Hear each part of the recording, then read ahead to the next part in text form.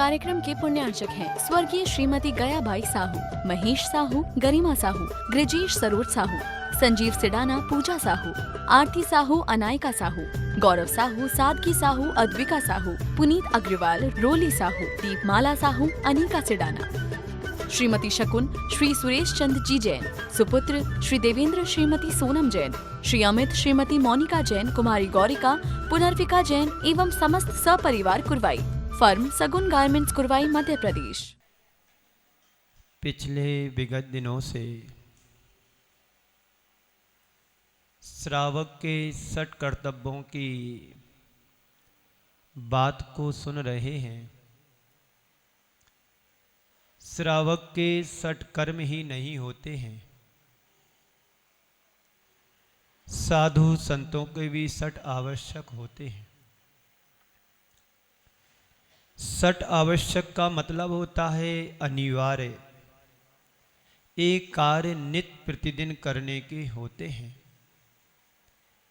जैसे आप कभी एग्जाम दिया होगा पढ़ाई के समय,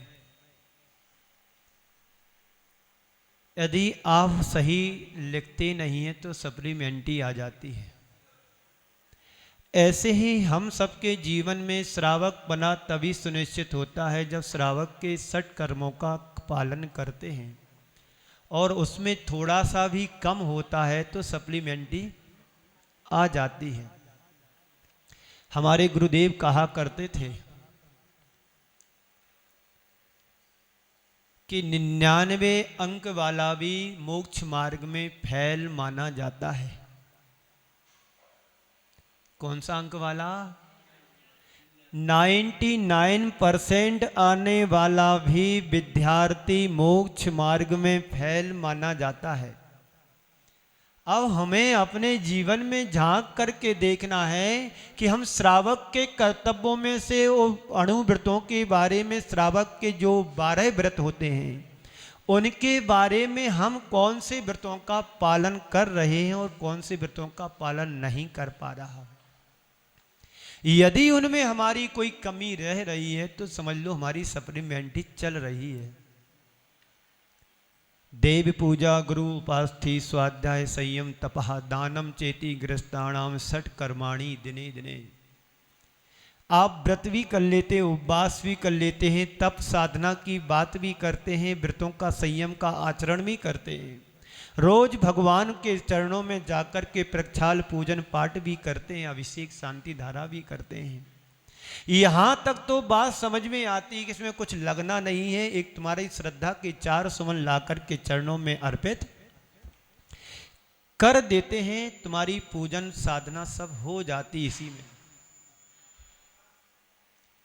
लेकिन बात जब दान की आती है तो हमारे अंदर के भावों में थोड़ी सी प्रतिकूलता दिखने लगती है। अरे कल ही तो विधान में दान दिया था, बोली नहीं थी, आज कैसे ले लूं। कल ही तो मैंने दान दिया था, उस समय में तो दान दिया था, अब हमारी अनुकूलता नहीं है। घर में 2 लोगों ने दान दे दिया, अब तीसरे लोग अब कैसे? हमारा एक ही तो घर है, एक ही तो परिवार है। ये साधारण सी बातें हैं, हर व्यक्ति के जीवन में ऐसा होता ही है। पर संत कहते हैं दान तुम्हें देना है और प्रतिदिन देना है। ऐसा दिन नहीं होना चाहिए जिस दिन तुम्हारे द्वारा दान ना दिया जाए।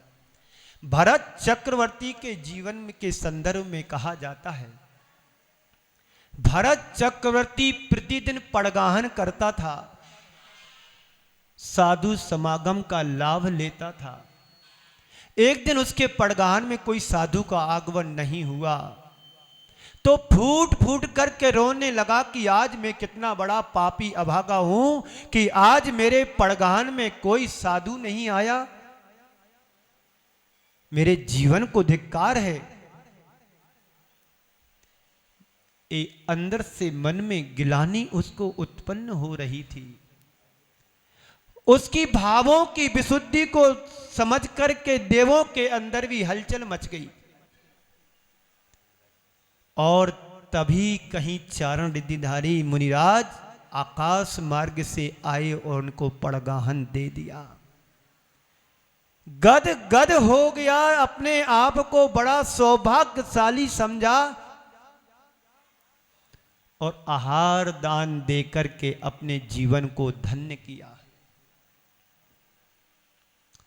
ये क्या है? अंदर की भक्ति। दान देना है तभी तुम्हारा श्रावकपना सुनिश्चित होता है। आचार्यों ने कहा है शक्ति तस् त्यागा शक्ति तस् तपः। शक्ति के अनुसार हमें तप करना है और शक्ति के अनुसार मुझे दान देना है, ना शक्ति का छिपाना ना शक्ति का उल्लंघन करना। दोनों बातें हैं। पर अक्सर देखा जाता है क्षमता तो तुम्हारे पास लाखों रुपए देने की है, पर दान की बात आती तो कटौती करते नहीं। 1100 लिख लो, 500 लिख लो। होना ऐसा होता है कि नहीं? बोलो। और यदि डॉक्टर के पास जाओ, आप जितना चाहो उतना ले लो, पर मेरे भाई को बचा लो। एक बार ऐसा हुआ, एक व्यक्ति के पैर में कील लग गई। कील लगने के बाद थोड़ा विलंब से डॉक्टर को दिखाया। दिखाने के बाद डॉक्टर साहब ने कहा अंगूठा काटना पड़ेगा। नहीं डॉक्टर साहब अंगूठा काटो मत, थोड़ी बहुत ट्रीटमेंट कर दो, ड्रेसिंग कर दो, दवाई दे दो, उससे ठीक हो जाएगा। देखो भाई, अभी मैं जो कह रहा हूं बात मान लो, अंगूठा कट जाएगा तो तुम सेफ रहोगे, वरना मैं आगे की गारंटी। नहीं डॉक्टर साहब मुझे विश्वास है सब ठीक हो जाएगा, और आपकी दवाई तो हमको लगती ही है। ठीक है, दवाई दी। 8-15 दिन बाद गया, डॉक्टर साहब केस तो बढ़ रहा है, आप एक काम करो अंगूठा काट दो। अब भैया अंगूठा नहीं कटेगा, पूरा पंजा निकलेगा। नहीं डॉक्टर साहब पंजा मत निकालो, अंगूठा निकाल लो, आप तो जो चाहो उतना ले लो, मेरा अंगूठा निकाल के ठीक कर दो। ठीक है भैया देखते हैं। अंगूठा काट दिया। महीना भर बाद फिर पहुंचे, डॉक्टर साहब अब तो पंजा नहीं, वो तो पूरा सड़ने लगा है, भैया आप घुटने तक कटेगा। नहीं डॉक्टर साहब घुटने तक मत पहुंचो, पंजा निकालो। बात शायद समझ में आ रही होगी। व्यक्ति देने को तैयार नहीं होता है, पर छोड़ने को तैयार हो जाता है। दानम चेती गृहस्थाणाम, दान हर दिन देने को कहा है। बात यहां पर तप की चल रही है। तप के बारे में कल मैंने कहा था आप सबके लिए। तपसह निर्जरा, तप निर्जरा के लिए महत्वपूर्ण कारण कहा गया है। आचार्य कुंद देव प्रवचन सार की चूलिका में कहते हैं, जम अन्नाणी तम खवेदी भव सहस कोटि ही तम नाणी ति गुत्तो खवेदी उसास में तेण। आचार्य कुंद देव कह रहे हैं, तप के माध्यम से एक प्राणी अज्ञानी हो या ज्ञानी, अज्ञानी प्राणी जितने कर्मों को, करोड़ों वर्षों के कर्मों को जितने समय में खर्च करता, निर्जरा करता है, तम नाणी ती गुत्ती खवेदी उसास में तेणे। वह ज्ञानी 3 गुप्तियों के माध्यम से उतने करोड़ों जन्मों के कर्मों को पल में नष्ट कर देता है, क्षय को प्राप्त कर देता है। तो तप की महिमा आचार्यों ने बहुत ज्यादा बखान किया है। क्यों किया है? तपसा निर्जरा, तप से ही निर्जरा होती है, और बिना तप के आज तक किसी को मुक्ति मिली नहीं है और आगे भी नहीं मिलने वाली है। जम अन्नानी कम्मम खवेदी भव सहस कोटि ही। भाव हजारों करोड़ों वर्षों भाव जो हमारे हैं, वो जितने समय में नष्ट करता करोड़ों वर्षों के जन्म तप कर्मों को, उतने ही कर्मों को ज्ञानी 3 गुप्ती मात्र में ऐसे बैठ जाता है। हम न किसी के, कोई न हमारा, हम न किसी के, कोई न हमारा, शरीर सो मैं नहीं हूं, आत्म तत्व परम तत्व जो मेरा है वही मेरा एक शाश्वत आत्म तत्व है। तो तपसा निर्जरा, तप के द्वारा कर्मों की निर्जरा होती है। हम सभी निर्जरा करने के लिए तैयार रहें। एक पल का भी भरोसा नहीं, किस मोड़ पर किसकी कौन सी घटना घट जाए किसी की भी गारंटी नहीं है, मेरी भी नहीं है, तुम्हारी तो दूर की बात है। इसलिए ज्ञानी हमेशा हर पल सावधान रहता है। संत कहते हैं जब तुम्हारे जीवन की प्रतिकूलताएं तुम्हें समझने में आने लगे, प्रतिकार करना हो तो करो, कर सकते करो, औषधि ले सकते लो, उससे सुधार होता है तो कतई मना नहीं है। सबसे पहले प्रतिकार करो। कोई भी बीमारी आई है और डॉक्टर साहब यदि कह देते हैं कि अब बचना मुश्किल है, तो अस्पताल में आहें भरते भरते की अपेक्षा गुरु चरणों में नमोकार मंत्र जप करके अंतिम श्वास लो। अभी आपने कुछ दिन पहले एक भोपाल में कोई महिला पूजा नाम की थी, शायद 3-4 वर्षों से कैंसर से जूझ रही थी। बनती कोशिश, इलाज कराया, स्वास्थ्य लाभ नहीं मिल पाया। डॉक्टरों ने हाथ ऊपर कर दिए, अब इनको बचाना मुश्किल है, अब क्या करें। उसने कहा मुझे कुछ नहीं करना, गुरु चरणों में रख दो, मैं समाधि लूंगा। समाधि धारण करके उसने अपना इस आत्मा नहीं वो इस पर्याय का उद्धार कर लिया। यही तप है। और तप है क्या? पूजा करना तप है, उपवास करना तप है, नियम धर्म से चलना तप है, एक बार भोजन करना भी तप है, 2 बार भोजन करना भी तप है।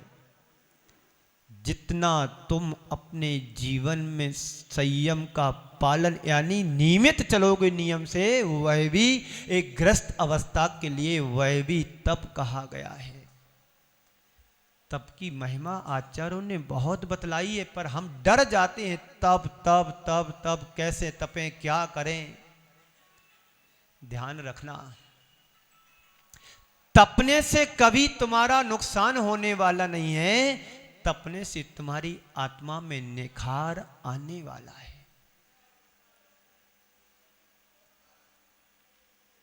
तो ये तप धर्म आप सबके जीवन में उतरे, उतरे ही नहीं, और जीवन का आधार बना करके चलेंगे, निश्चित हमारी आत्मा का कल्याण होगा।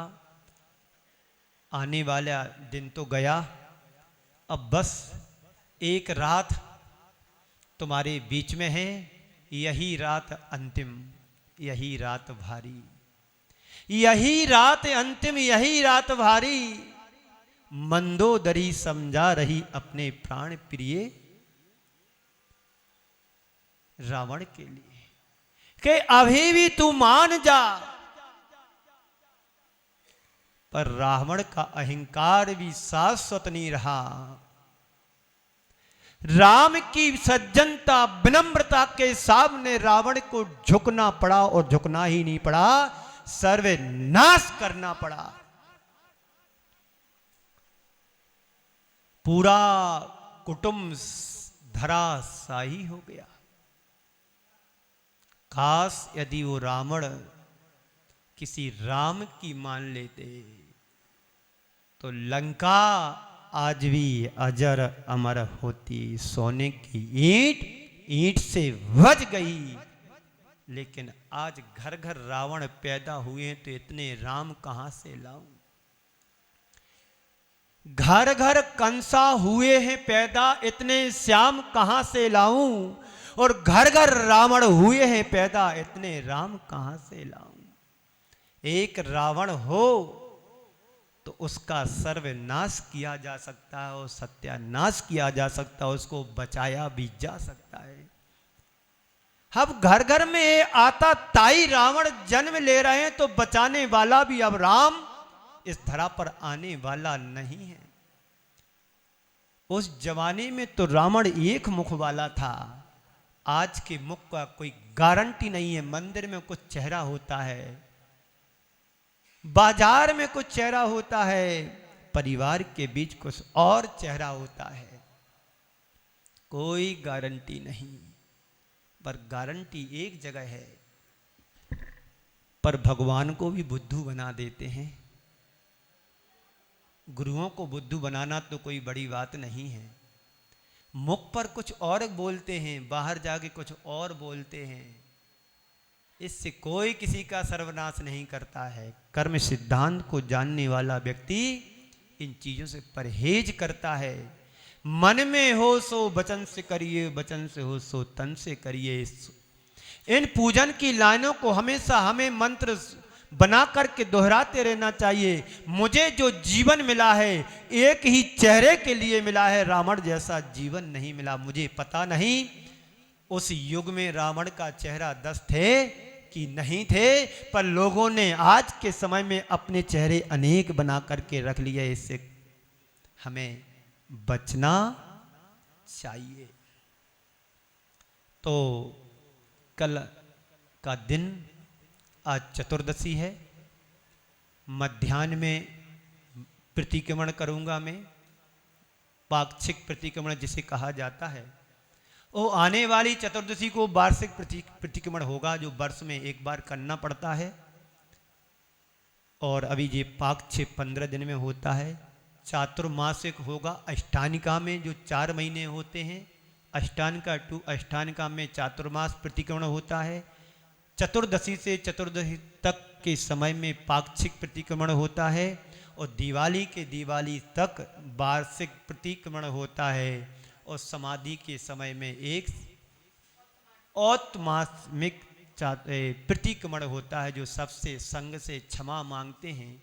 इस कार्यक्रम के पुण्यार्जक थे स्वर्गीय श्रीमती गयाबाई साहू, महेश साहू, गरिमा साहू, गृजेश सरोज साहू, संजीव सिडाना, पूजा साहू, आरती साहू, अनायका साहू, गौरव साहू, सादगी साहू, अद्विका साहू, पुनीत अग्रवाल, रोली साहू, दीपमाला साहू, अनिका सिडाना, श्रीमती शकुन, श्री सुरेश चंद जी जैन, सुपुत्र श्री देवेंद्र, श्रीमती सोनम जैन, श्री अमित, श्रीमती मोनिका जैन, कुमारी गौरिका, पुनर्विका जैन एवं समस्त सपरिवार कुरवाई।